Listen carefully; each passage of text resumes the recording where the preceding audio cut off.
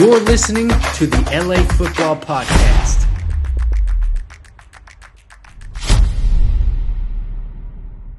Hey, what's going on, Los Angeles? Welcome to the LA Football Show here in the LA Football Network. We are live on the mightier 1090 ESPN Radio. Thank you for making us a part of your day. This is your USC Trojans segment of the show. Excited to talk about the men of Troy. I'm your co-host, Ryan Dyrud, joined as always by the Madman, live from beautiful Cabo San Lucas in Mexico. What's up, brother? How we doing? You're probably enjoying life a little better than all of us out here. No, doing well, Rye. Excited to get on the horn as always and talk our beloved LA football teams. Happy to be here in Cabo San Lucas. It's a very good friend's wedding, and so excited to be celebrating with her over the next couple of days. And, you know, what more can you want? You got sort of the Mexican weather and the beaches and the hospitality and the culture, and now you get to talk about LA football. I mean, it's, in the words of Joey from Friends, put your hands together. You know, this is sort of the ideal combination. Yes, and I'm sure nicer weather than we're getting out here in rainy Los Angeles. It's still winter out here. Summer hasn't awoken yet, apparently, or spring for that matter hasn't awoken yet. U.S. Open kicked off out here in LA. I don't know if any golf fans out there. I'm a big golf fan, and beautiful Los Angeles Country Club, and they're in rainy conditions, but they're playing through. And have you ever been to that course, Jamal? I haven't. No, that's on the bucket list. Yeah, I know. It's one of those. I wanted to be at this event because it's like the U.S. Open hasn't been in LA since 1948 when it was at Riviera.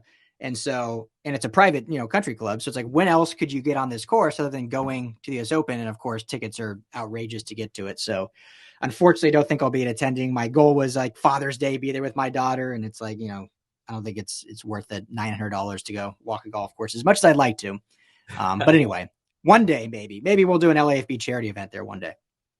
For sure. Absolutely. Yeah. I think our good buddy, Kate McNown, is probably going to be walking the grounds and shaking hands at the U.S. Open for sure. Okay. So there's our in. One of those guys.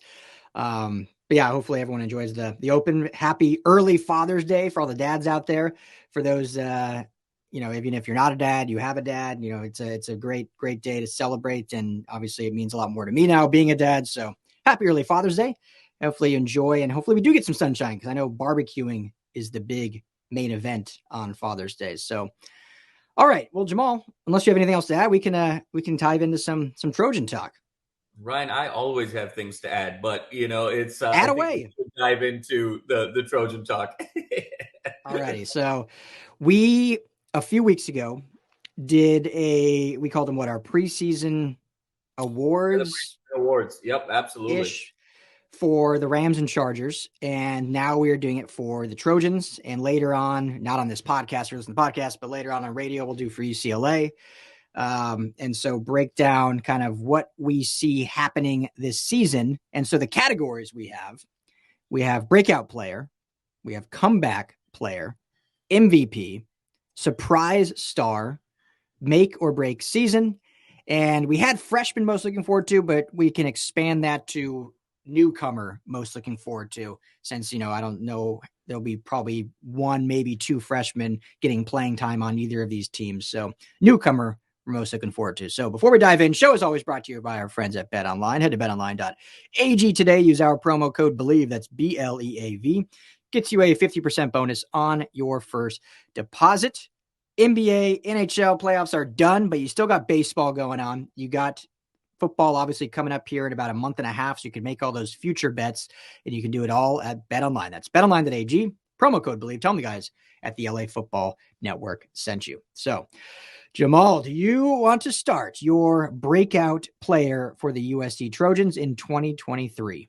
Yeah, Ryan, I think this is one where I don't know if it's going to be a huge surprise to folks, but I think just the seamlessness of the way last season ended to now this season beginning, I think we saw the flashes from time to time. We saw this player maybe even struggle over the course of the season with catches, with drops, but then it all came together in a spectacular way in the bowl game against Tulane, and that's Brenden Rice. So to me, I think Brenden Rice is going to be the breakout star for USC this year. Now, the departure of Jordan Addison Everyone's very excited about Dorian Singer, obviously, the young kids, the 5 stars that are coming in. There's so much depth, Tahj Washington. But who is going to be that wide receiver number 1? And I think it's going to come down between Singer and Rice. And I just think that Rice, off of his play in that bowl game and having a full offseason now, feeling like a wide receiver 1 or 1A, putting that regimen together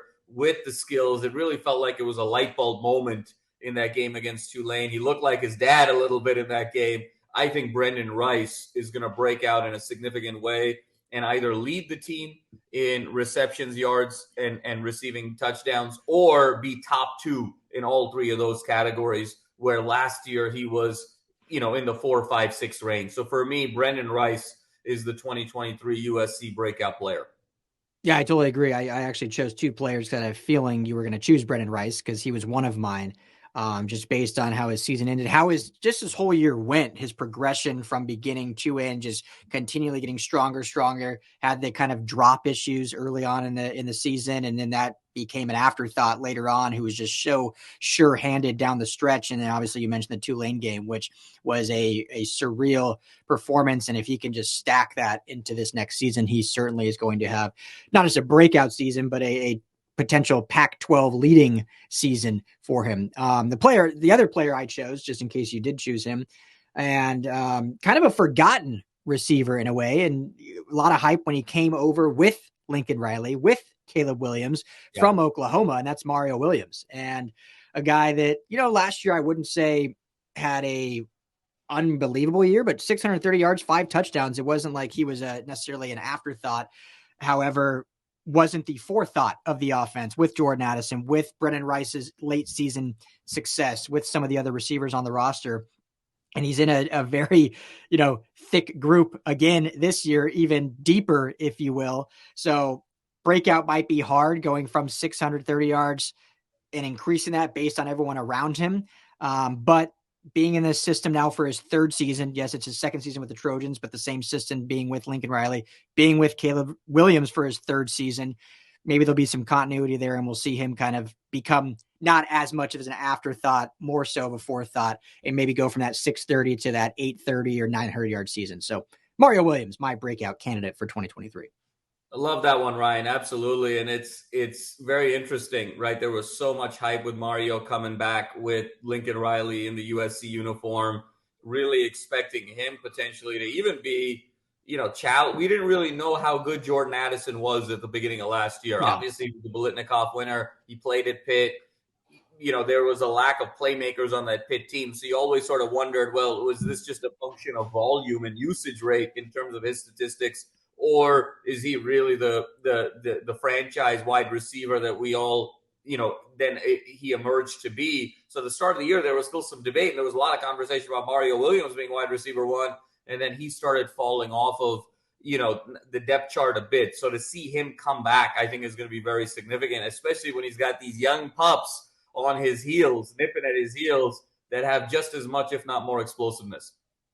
Yeah, exactly. So it's going to be fun to watch this offense go, fun to watch these receivers go. And either way, if Mario or Brenden has breakout years, plus the addition of Dorian Singer, I mean, what a unit this group is, not just in the Pac-12, but in nationally speaking, maybe one of the best in the country. So comeback player of the year. You can go a number of different ways with this. You can go a guy that was injured and coming back, or maybe a guy that just kind of had a down year, and you could constitute that maybe as a breakout season, but maybe just a guy that proved some stuff early and kind of then went down and maybe come back. So who's your comeback candidate for 2023? Well, so I'm going to take a very different approach to this award, Ryan, and I think it's going to surprise some folks. I think the comeback player of the year for USC is Caleb Williams.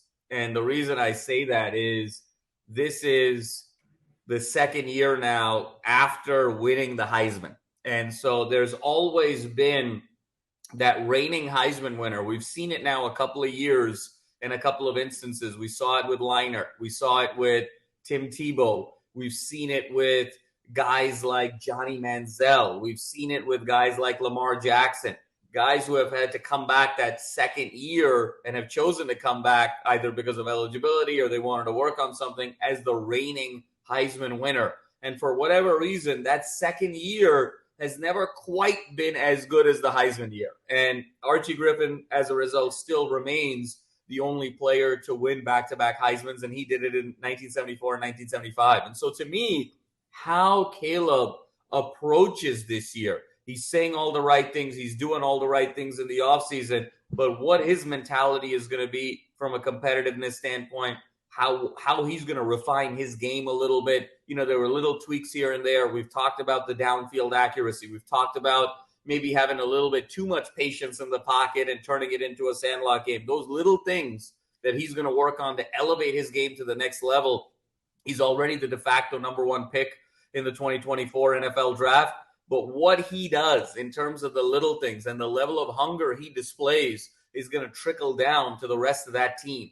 And so if he approaches this year with the same hunger, with the same desperation that he did last year, USC is a college football playoff team, no question about it. But if for whatever reason he maybe gets nicked up, maybe the intensity isn't quite there, maybe he gets caught looking ahead a bit to the draft, at the end of the day, he's still a 21-year-old young man who's growing up.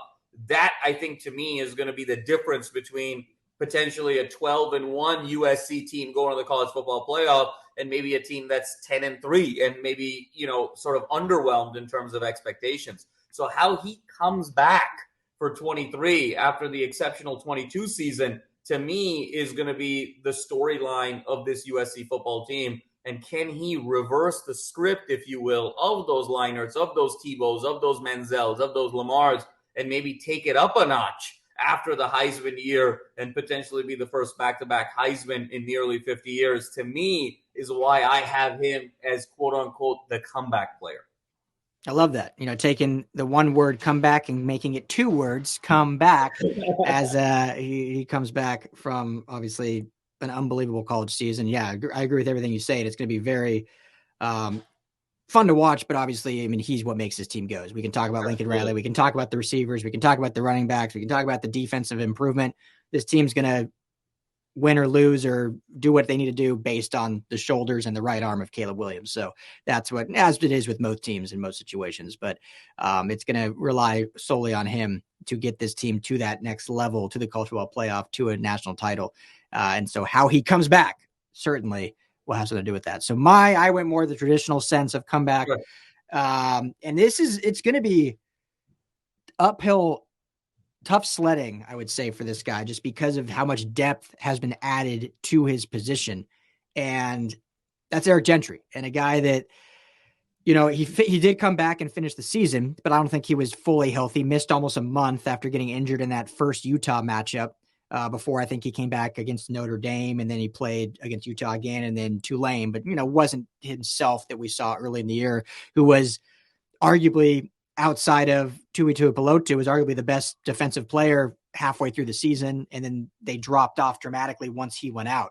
Now, his position, obviously, playing that kind of tweener, outside backer, edge player, he can kind of play in the middle if needed to, can cover guys, but they added, obviously, Jamil Muhammad, they added Mason Cobb, who more a traditional sense of middle linebackers, but the way they're going to run this defense is all guys have to be, we've talked about a lot, like versatility is so key, especially in this linebacking core of what you're able to do. So I think Gentry can absolutely be the comeback player of the year, but he's going to have a lot of competition now, and it's not a pseudo starting job for him like it was last year based on the lack of talent because of who they've added. So can certainly do it, but he's going to have to put in the work, not only to get himself right to where he was at the beginning of last year, but also now competing with all these other uber talented guys that are going to fit this system so much better than the guys I had last year. So real interesting to see how Gentry does and how he performs kind of in fall camp before the lead of the season. No, Ryan, that's such a great one. And, the more traditional definition, as you said, one of the iconic moments of last year, of course, was Gentry twisting his ankle very severely in that first Utah game. And during the timeout of the 4th and goal, if you recall, when Utah was right up against the goal line there to try and force that game-tying and ultimately game-winning touchdown against the Trojans, Gentry hops from the sideline to the huddle. Mm-hmm. He probably hopped 30 to 35 yards on one leg, and just that spirited speech and just getting into each guy and saying, give it everything you have on this play. It just showed the spirit that he had and that he played with. And frankly, there's an incredible barometer there, Ryan, in terms of healthy Gentry, USC was undefeated up until that point, right? In the middle of that first Utah game, banged up Gentry is where the 3 losses kind of came from. So there's a lot of different ways to sort of look at how USC ended up losing 3 games last year. But one of those correlation factors definitely is the play of Gentry and him.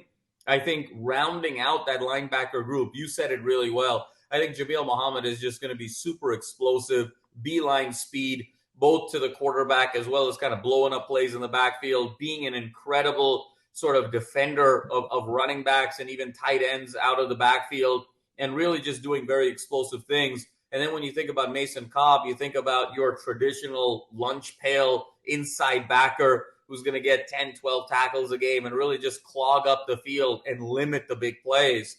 But that variety, who are you going to put on a 6'6", 6'7" type of Dalton Kincaid? Who are you going to put on some of these pseudo type of weapons in the Pac-12 where you can't really put a position on them? Are they wide receivers? Are they tight ends? Are they in some cases even very explosive big running backs?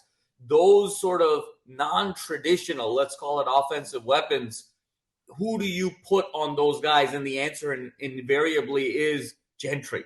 Because Muhammad does what he does exceptionally well, but it's a traditional skill. It's rushing the passer. It's being explosive. Cobb does what he does exceptionally well, but it is a traditional skill, being an inside backer, clogging up the middle of the field. But when you need to go in a variety type of situation, something that's unorthodox offensively, and when you think about what Washington is doing, when you think about what Oregon is doing, when you think a little bit about even what Oregon State does with the play action, there's a lot of non-traditional elements there. And so Gentry, in many ways, is the MVP of this defense moving forward. And so him coming back to an all Pac-12 first team level and perhaps beyond is going to be critical to the team's success. So I absolutely love that pick. Yeah, such an interesting physique, just so tall and lanky and gangly, and for a backer of his stature. So will be fun to see. So this next Victor Wembanyama of linebackers. Yes, high praise there, but similar in just parallel size. So, all right, this next category, I'm really interested to see what you do. MVP is the category because you did Caleb Williams for your comeback. So you're either going to go the church route and just use the Jesus answer for everything and just go Caleb down the line, or you're going to do something different. So I'm curious, who's your MVP for 2023? Yeah, Ryan, and I think this is going to be a really fascinating one as we emerge over the course of the season. I would argue last year, obviously, Caleb Williams was the franchise. Caleb Williams was the best player on the team. Everything started and ended with Caleb Williams. But I would argue last year's MVP was Travis Dye. And you and I kind of talked about it a lot in terms of this offense last year, especially the early parts of the season, and the way they utilized him.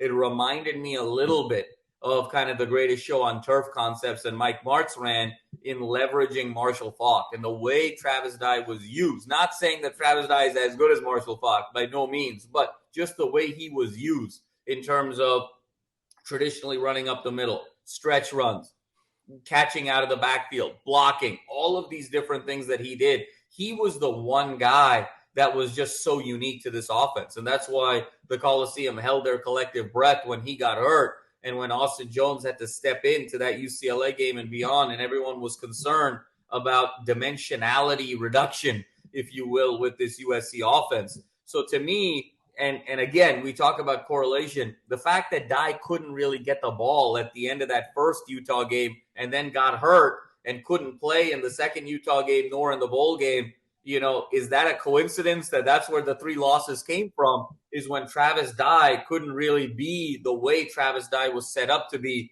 at the start of the season. So to me, you've got the receivers that can all do really incredible things, deeper guys, more shallow guys, possession guys, slot guys.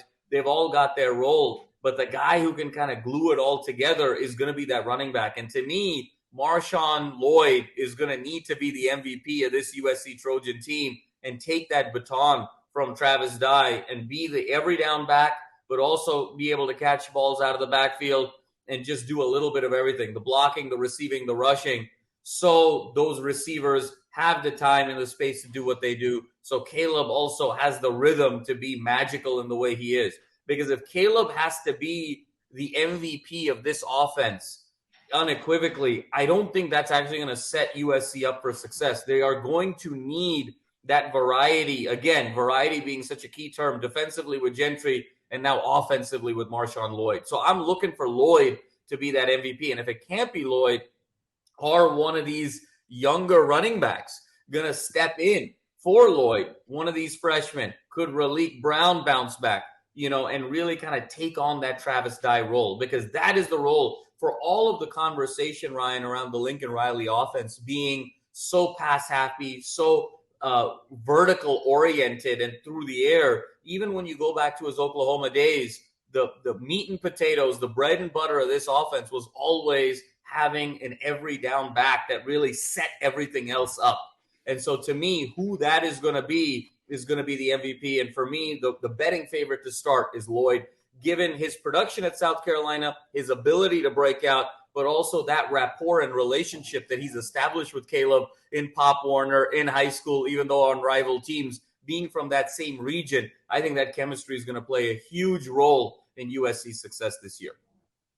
Yeah, Lloyd was such a big time transfer. We've talked a lot of different transfers that aren't getting, I think, the hype they deserve. There's a few that are getting the big recognition. I think Mason Cobb's getting quite a bit. I think Dorian Singer, we've mentioned Jamil Muhammad not getting a lot. Lloyd's another one I don't think is getting talked about a lot. So I totally agree with the sentiment there of his importance to this offense. And, this is an air raid offense, but they do like to run the football. Lincoln Riley notably runs the football. They've done it a bunch last year. They do it more.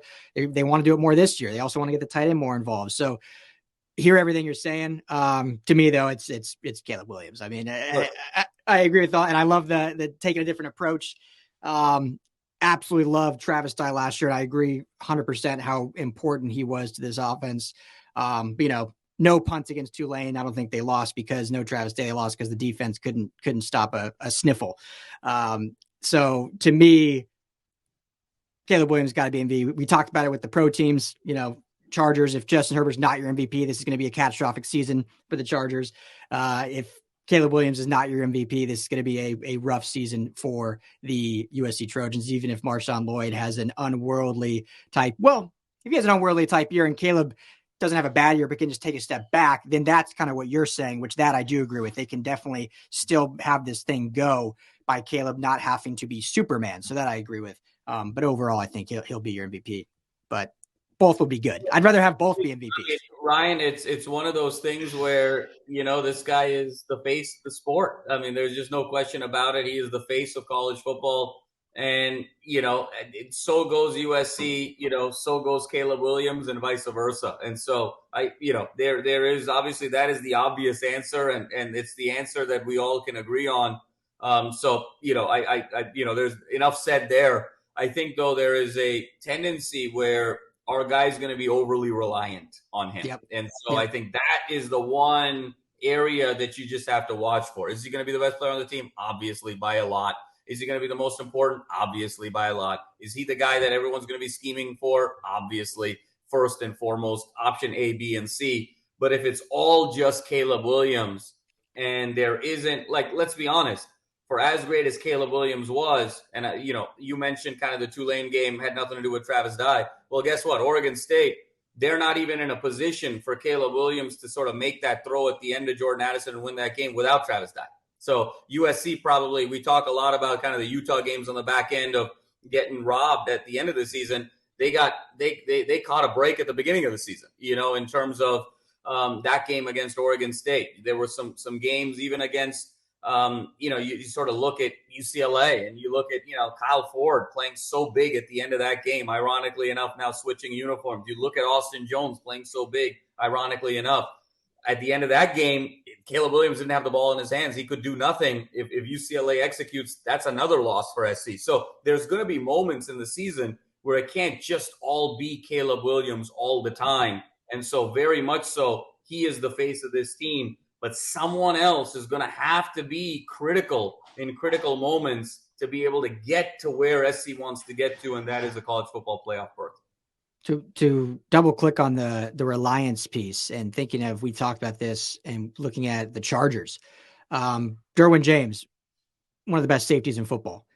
We saw last year when Derwin James went down, the Chargers defense got better in a weird way. Like before, they were just so reliant on the greatness of Derwin James that they weren't doing their own jobs. Now, in no way am I saying, and I know you're not saying, that we don't want Caleb Williams to still be great, but it's these guys, if they do their job and play to an MVP type level, then this team is not only going to be really, really good, they're going to be great, because that's what the talent is.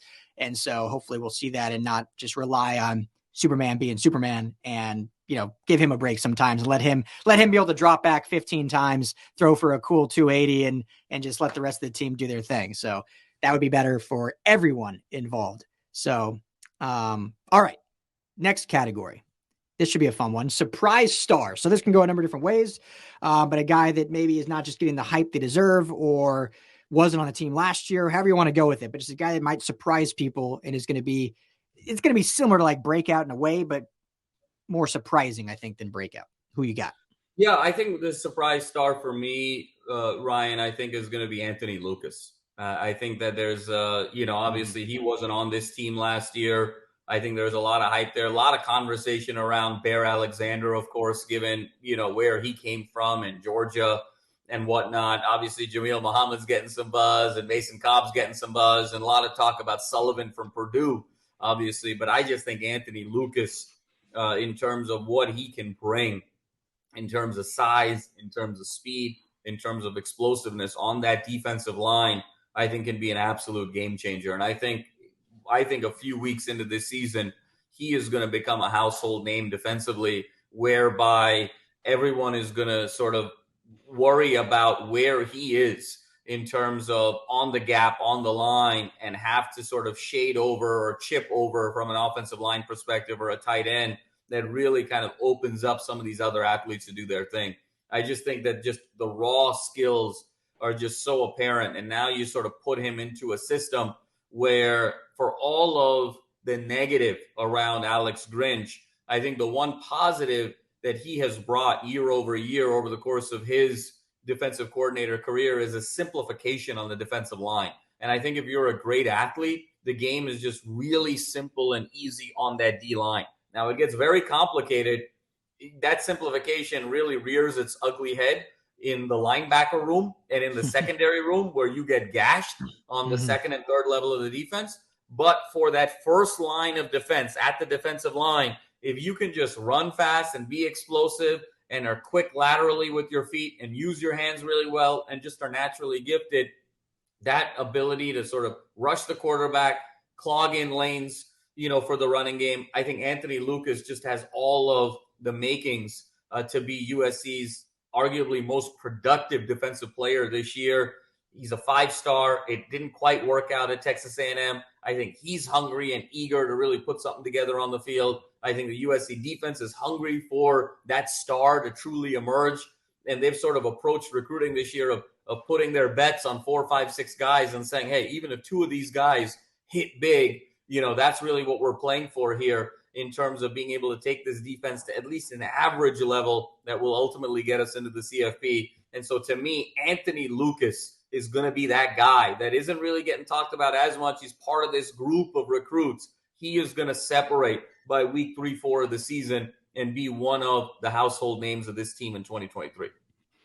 I want to make sure I don't sound disrespectful here, because Tuipulotu, unbelievable season, 2nd round draft pick by the Chargers. Absolutely love his story. Absolutely love what he brought to this defense. But when you look at his production last year and what he was able to do with his physical ability, with his speed, with his size, with his just talent, Anthony Lucas has more of every one of those categories in spades: more talent, more speed, more size, all of it. And so if Tuli, and give credit to Tuli because he did it himself, he put the work in, but if he could get that kind of production, imagine what Anthony Lucas can do based on his talent, his size, and then also based on now the added talent around him. You mentioned Bear Alexander. You mentioned a lot of these other guys coming in. And so, I cannot wait to watch Anthony Lucas. I think that was such a huge, huge addition to this defense. I mean, this defensive line is going to go from Tuli and a bunch of dudes trying to figure stuff out to potentially one of the best defensive lines in the Pac-12 if they can actually, play to their potential. That's how much work has been done on this defensive line in this front seven in general. So love that pick. Anthony Lucas, definitely going to be a star, I think, whether you think it's surprising or not, but he's going to be great. So my surprise star again, maybe it's not surprising. Maybe we're going chalk here, but I'm going Jamil Muhammad. We talked about it since day one when they recruited him. Smaller school guy, but so talented, so versatile, fits exactly what Alex Grinch wants from the linebacker position.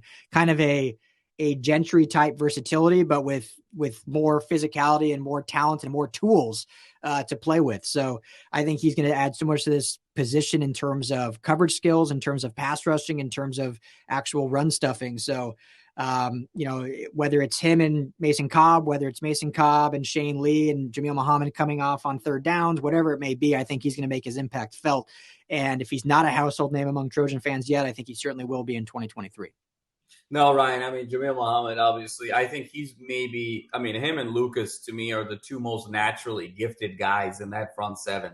And I think, sometimes and this is sort of a dangerous exercise because you could always be sort of living in the past and in the what ifs. But I find myself over the course of the offseason saying, what if Jamil Muhammad was on this team last year? And again, when you sort of break down the three losses, there was sort of the Dalton Kincaid game, there was the Tahj Spears game, and then the game where Caleb got hurt, right? Those are kind of the three ways you skin it.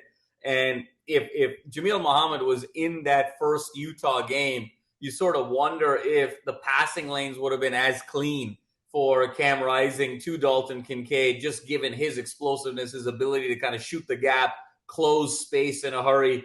And then Tahj Spears running like an absolute maniac in the bowl game. You wonder, having that explosiveness of Jamil Muhammad to at least kind of stay with him for the first few yards, kind of close up some of those holes early before he accelerated late, how that could have materially impacted the game. And then again, in that sort of Pac-12 championship, when you sort of needed a stop in third and short and fourth and short, could Jamil Muhammad, like the old days of Troy Polamalu, where he would sort of jump the line and anticipate the snap count and just shoot the gap to try and close on some of those short yardage situations. In all three of those instances, what USC needed is the strength of Jamil Muhammad's game, which is straight line explosiveness. And so I can't wait to see him out on the field. And Ryan, it's just so intriguing, just the varying combinations here in this linebacker room. You mentioned it. When you talk about Muhammad and you talk about Cobb and Gentry, and then obviously our good friend Shane Lee,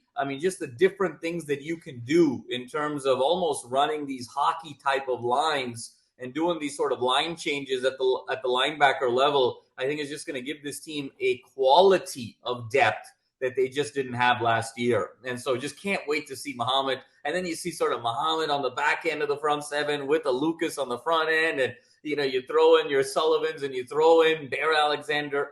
All the tools are there for Alex Grinch. This is not to sort of do any sort of foreshadowing. This isn't my answer. But my gosh, this is a make it or break it year for Alex Grinch, because if he cannot deliver at least a credible average defense that's sitting somewhere in the mid-40s to the mid-60s that enables this offense to be able to win every game, you are useless as a defensive coordinator. And forget, Lane Kiffin didn't even get an opportunity to sort of get on the bus. He got fired on the tarmac. I'd fire Alex Grinch while I'm in the air and give him a parachute a la Air Force One and just deploy him off the airplane at the end of the season if he can't get it done with this quality of talent. He might just be flying coach separately if he can't get it done. Not even get on the team plane. On his own dollar. On his own dollar. Yeah, exactly. So, no, I completely agree. But that's great foreshadowing, because the next category is make it or break it seasons. So obviously, I think we agree. Alex Grinch absolutely fits that category. But if you're going player, who are you going? So Ryan, I grappled with this one, and I'm gonna, hopefully this isn't considered cheating in any way, shape, or form. But I really have two guys here that it's sort of neck to neck right now. One is the aforementioned player that we talked about this time last year, is just expecting such huge things, and that's Corey Foreman. You talk about kind of the forgotten one. I mean, one of the highest ranked recruits, one of the most decorated recruits in the history of USC football. And we're talking about defensive line, and we're talking about Bear, and we're talking about Lucas, and we're talking about all these other guys, and he's not being mentioned at all. And this is make it or break it time now for Korey Foreman, because if he cannot, sort of entrench himself in this rotation or as a starter and really make his presence felt, the future of his career in college and in the pros in serious question, and quite possibly in peril and on life support. And so this is it for him. There is no tomorrow. If he doesn't produce this year, he's kind of a forgotten prospect. And the chances of his, he's going to have to go play in the XFL. He's going to have to go play in Canada. But the reality of his NFL future, I think, is probably over, and which is so sad given where he has come from. And you can make the argument that Korey Foreman, not Caleb Williams, not Travis Dye, not Jordan Addison, not Brendan Rice, made the single greatest play of USC's season last year in intercepting Dorian Thompson-Robinson at the end of the Victory Bell game. And so I'm really eager to see the mentality, the preparation, what he did in the offseason, now that he's got competition and pressure, as they say, pressure sort of bust pipes or it makes diamonds. And so let's see now, with this pressure of coming in with all of these other guys that can really play, how Korey Foreman responds. And that's sort of one sort of make it or break it player for me. And then the other one for me, Ryan, is Raleek Brown. And I think that, so much hype with Raleek Brown last year, all this talk, Reggie Bush 2.0, his first touchdown against Rice, he strikes the Heisman pose. I mean, really a lot of expectations.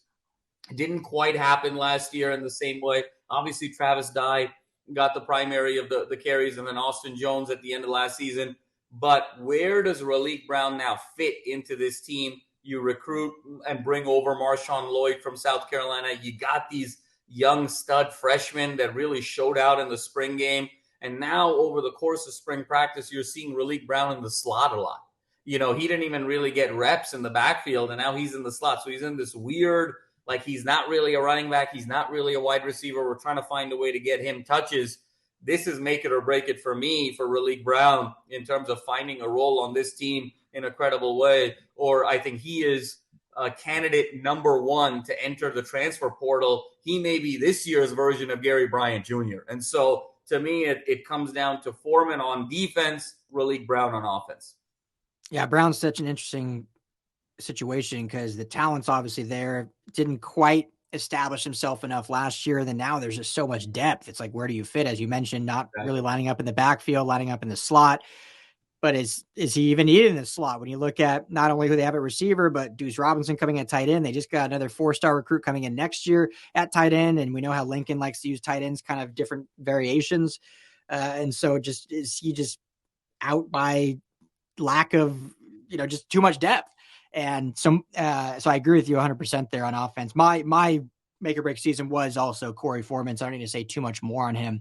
But just a guy that, so much talent, was so highly regarded coming out of Centennial and Corona, was kind of the golden goose for the Clay Helton era in terms of recruiting, was the one guy that he was able to lock down and get, and kind of kept his job because of that, it felt, in a way.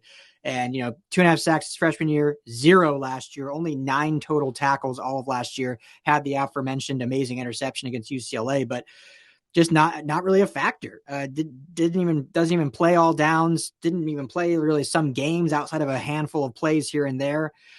We've talked about the depth now on defense, the talent added. And so, like Gentry as comeback player being an uphill battle just because of the talent added, Korey Foreman's in an uphill battle just to get playing time because of the lack of production and the addition of talent around him. So absolutely a make or break year. Another, I wouldn't be shocked either if he were to transfer. He still is only 20 years old. He's a true junior. So he would still have a year of eligibility left if he were to transfer, I believe, maybe even 2. And so that would not shock me at all if he's not able to vie for playing time. I hope he does, though, because obviously the talent's there. The size is there, 265, 6'4", and still just such a talented speed rusher. So hopefully he can get it figured out and assimilate himself in this defense and show out. But it's going to take 5, 6, 7, 8 sacks to have kind of a successful campaign for Korey Foreman, I think. No question, Ryan. And, it's make it or break it. Enough said. I think the excuses are over. The runway is over. It's time now for Korey to be the Korey we all thought he would be. Yeah, exactly. So, all right, we'll wrap it up. We're gonna time this perfectly. We're getting up here against the break for radio. Got 2 or so minutes left, so we'll have to go a little quicker. But freshman or new incomer you are most looking forward to? Ryan, Zachariah Branch. Zach Branch to me is the guy. I mean, he looks like the dude. He looks every bit the part. 5-star breakaway speed. I mean, if I'm Mario Williams and I'm Tahj Washington and I'm Raleek Brown and I'm some of these guys, I am looking over my shoulder because as the old adage on those rear view mirrors in cars, the old school cars is objects in the mirror are closer than they appear. And to me, Zach Branch is the epitome of that. You can also see kind of the relationship and the dynamic that he has with Lincoln Riley. Whenever Lincoln Riley in the offseason is talking about Zachariah Branch, he's just gushing over him like a high school crush. Sometimes I think that like Lincoln Riley's like blushing when he's talking about Zachariah Branch. So I think Branch is going to get early and often touches, and that just means that someone isn't going to be fed. And whether that's Brown, whether that's Tahj Washington, whether that's Mario Williams, whether that's on down the list. But I think that Lincoln Riley, when he thinks about explosive wide receivers and how this air raid and his version of the air raid can really be maximized, guys like Zachariah Branch, they got kind of that CeeDee Lamb ilk to them. And I think I'm really excited to see what he can do with his touches. Couldn't agree more. The spring game, I know Caleb will only throw 2 passes before he was taken out, but Zachariah Branch was heavily involved in both other quarterbacks, Miller Moss and Malachi Nelson's debuts there. And, you could just see how involved he's going to be in this offense, even as a true freshman. So can't wait to see him. Can't wait to watch Deuce Robinson also. All offseason last year, the talk was how much more the tight end is going to be involved in this Lincoln Riley iteration. We didn't really see it. It's going to sound disrespectful, but I think there just wasn't the talent at that position and able to enact it. Well, now they have that talent in Deuce Robinson, so I'm excited to see exactly what he looks like in this offense. So that's all the time we got for on podcast. Trojans fans, thank you all so much, as always, for taking time. If you're on radio, we'll be back after the break for some UCLA talk. But this is the LA Football Show. For Jamal, Madni, I'm Ryan Dyrud. We'll talk to you guys all here in just a bit.